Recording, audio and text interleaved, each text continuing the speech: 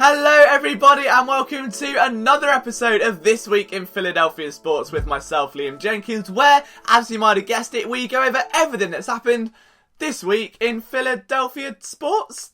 Again, if you're new to this channel and you haven't yet subscribed yet, if you could do so, it would mean the absolute world to me if you enjoy this content. And don't forget to drop your opinions on all of today's stories in the comment section below. We would kick things off with the Philadelphia Eagles, if anything actually happens. That's the thing with this stage of the off-season. There is literally nothing going on. And I think everyone's struggling to get content out right now. But at PSN, I think we're quite lucky. We're doing some different things. I put up a story earlier this week detailing the journey of a long snapper trying to make it in the NFL. Talking about how there are only 32 positions. Teams don't really carry backups bar an exceptional circumstance.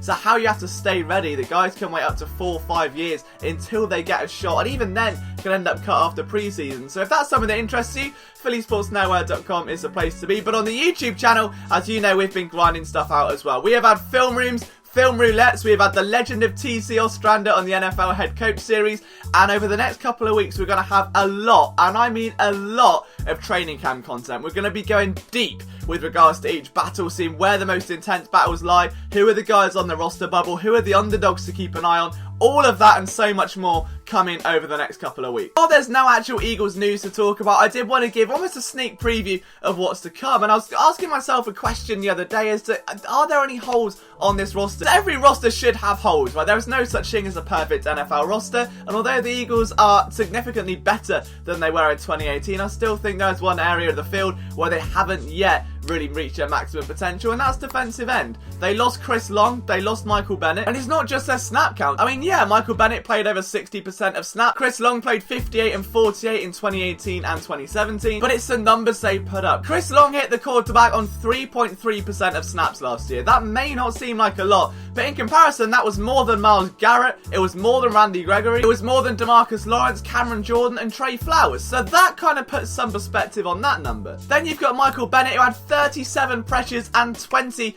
quarterback hits. Now, yes, the Eagles brought in Vinny Curry. That's a reliable piece. They know what they're getting. He had a down year in Tampa Bay, hampered by injury. He's now back on a much cheaper deal. That's fine. You've then got Sharif Miller and Joe Ostman, 2 more guys, and of course Josh Sweat as well. The worry with Sharif Miller, as I've explained before, is that he doesn't yet have an array of pass rushing moves, and we could see a few this offseason, but it may not be something we see a significant leap in his rookie year. Josh Sweat is still a wild unknown, and while certainly boasting an intriguing skill set, we're yet to see the production match the hype, so that's going to be an area of intrigue going into camp. And then there's Joe Ostman, the star of the scout team last year, who emulated Khalil Mack and JJ Watt. He's going to be a name to watch. But do all of those three combined replace or negate the loss of Long and Bennett? And the answer, I don't think, is a yes. People point to Derek Barnett, and I think that his stats are arguably inflated. A lot of his sacks came against weaker competition or against tight ends. Barnett can flash, get on the field on a third down and make a play. Fantastic. Going to be that guy that can bring that same level of intensity throughout a drive, and that's been my main worry. So when there's a chance to bring someone in like Connor Barwin, who maybe won't be a guy that's going to lead your team in sacks or quarterback hits, but someone that could just take the pressure off those younger guys. And let's not forget here that Sharif Miller and Josh Sweat are both around 250-pound playing weight, and that's significantly lighter than some of the heavier guys on this team, which means going up against some of the more elite tackles in this league, as they're bound to do next year, they could get manhandled a bit if they don't have those counter and pass rushing moves there. So that's just a brief insight. That's a very brief snapshot of what we're looking at over the next couple of weeks. I'd love to hear your opinions on it. And that was a bit more serious than what this series is known for. But that brings me on to another point before I shamelessly plug the merchandise with that awful song, that I just wanted to say thank you, because this series has come such a long way. I started it a couple months ago just as a hunch, really. I thought it'd be something cool to do. I've spent 5 years as a reporter, written close to 4,000 articles now, and now it's my full-time job. It's so serious, and I think sports media naturally is, and to take some of these headlines, to add a bit of lightness to them, to bring some sarcastic humour, and just give you guys a bit of a lift at the end of a week. You know, it's a long week, you're probably all working, all tired, all our family lives and stuff. To just inject some fun on a Sunday was always my aim, and to now see it get here where it's one of the most popular series on the channel, I didn't see that coming. So just thank you so much for letting me be myself, for sharing this journey with you. And on that note, still no merch plug. I had you thinking. I am coming to Philadelphia, hopefully in mid-August. My passport is in its final stages of arriving now, so that should all be sorted by the end of next week. And then we're booking flights. So I'll be in Philadelphia during August. There'll be plenty of fan meetups. I want to have some events and some live podcasts and that sort of thing. So if you want to be a part of them, or you have any ideas, maybe a charity football game or something like that, leave your ideas in the comments. But I'm definitely coming out. I want to meet as many of you as possible and just drop soppy speeches for being part of this community. On to the Philadelphia Flyers, and they signed Scott Lawton. I hate saying that name. I really hate saying that name, because as a British guy, that says Scott Lofton or Scott Lawton. Scott Lawton doesn't, I can't say Lawton without it sounding horrifically wrong. But Scott, alright, was signed to a 2-year extension recently. The Flyers offered him a qualifying offer. He's accepted. 2-year deal. Job's a good one. He's a 24-year-old centre who has experience playing out on the left wing as well, and went through a 10-game tear in 2018. He's only missed one in a possible 164 games, and has become a really key cog on the team's PK unit, which, as we all know, was the 5th worst in the league last year, so that's no good. So to see Lawton back with the team, to see that ceiling raised a little bit higher, he's come on leaps and bounds. In 2018, the former first round pick set a new career season in terms of goals, assists and points, tallying 32 overall. And during that explosive 10-game stretch late in the season I was referencing,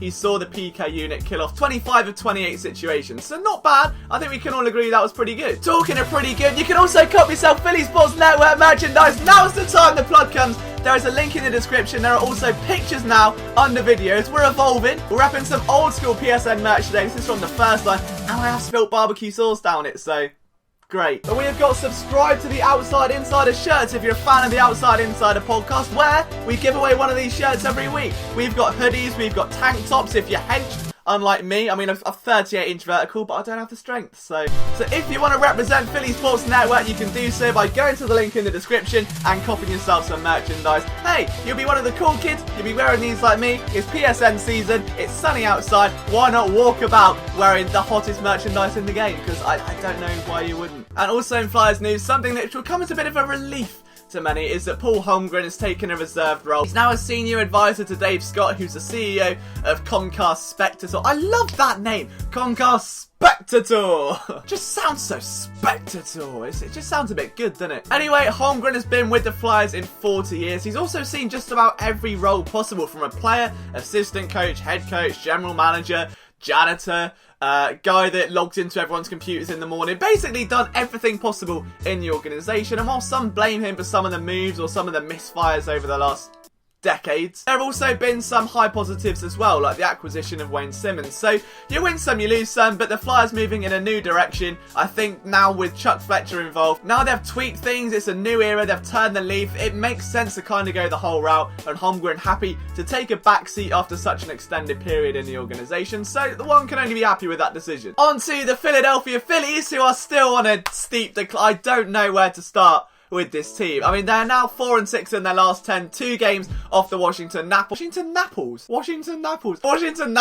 It is Ryan Howard retirement night, whatever it may be, and they're playing the Washington Nationals. So this means that the game for Bryce Harper is this meaningful, because he's facing his former team. They're 2 games back in the standings. They're in 3rd place, and it's Ryan Howard retirement night. This is like the ultimate bounce back game for this team, who still can't get out of the slump when it comes to injuries and stuff. Tommy Hunter, they thought they'd finally found a setup guy. Tommy Hunter comes in, he's now injured, so that's great. But everyone's pointing to Bryce Harper's season as a bit of a disappointment, and Alec Costaval, our writer at Philly Sports Network, brought some interesting numbers to the table. He was digging away, digging a little hole, and he's found himself a bit of a goldmine. Last year, before the All-Star break, Bryce Harper had a .214 batting average, and everyone seems to forget that. For the next 30 games, that rose to .252. He was batting .364/441/.655. I've got no idea what those numbers mean, but apparently they're improvements, and I think they're very good. He had a .458 batting average in balls in play, which I assume if the ball is in play, he's batted it as an average.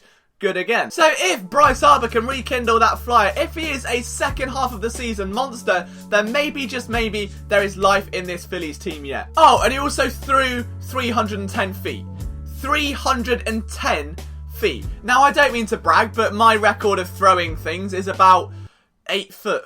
So, well done, Bryce. That's kind of inhuman. I don't know how you do that. Ultimately, onto the Sixers, where James Ennis decided to say a comment which kind of had fans thinking, oh, James, we love you, but just relax a bit, please. The exact quote is on the screen, but it basically condenses down to, we are going to walk to the finals of the Eastern Conference. We're going to walk to the finals. Now, if this was Joel Embiid, if this was Ben Simmons, if this was even Tobias Harris, maybe, just maybe, this would be not believable, but it'd be a bit more fired up. It'd be like, whoa, if Ben can see this, if Joel can see this, if Brett can see this, then we're on. But James, does it not remind you of the Brooklyn Nets in the playoffs against the Sixers, where they started just chatting about Ben Simmons and that backfired? Does it not remind you of Joel Embiid's comments last year? They backfired. I'm all for talking talk. I'm much more for walking walk. There is a saying that a wise man once told me, a man who now works for ESPN and I consider someone I look up to massively. He said that the emptiest cans make the most noise when you kick them. And I firmly believe that. And I'm not a big fan of that move. I think that was a silly quote to say. Yes, he's fired up about the re-signing. But let's not get ahead of ourselves just yet, Jamesy old pal, shall we? And finally, onto the Philadelphia Union, who were piping hot. They were red hot. They were storming through the East. And then they lost 4-0 to Real Salt Lake. Nice. Before that, they drew 2-2 to Orlando. That's 2-2-2. But they are still top of the Eastern Conference. They've still got themselves in a nice position. They're 4 points clear. The guys behind them have a game in hand. So it's still alright. They've got Andrew Wooten, who's now on the team. He made his debut. Scored within the first minute. Disallowed because of VAR. So that's great. But either way, there's no reason to panic just yet. Jim Curtin signed himself a new contract with the team, which is fantastic for the continuation of their culture. And I just think at this point, this is still one of the most talented Union teams we have ever seen. Can it go all the way? All the way! All the way! To the championship! No, we're not Charlton. We're not Charlton. It's alright. Only time will tell, but that is it for another episode of This Week in Philadelphia Sports. Guys, if you enjoyed this content, please leave a like. Let me know your opinions on today's stories down below. From myself, Liam Jenkins, you can follow me on Twitter at Liam Jenkins PSN. I'll see you next time.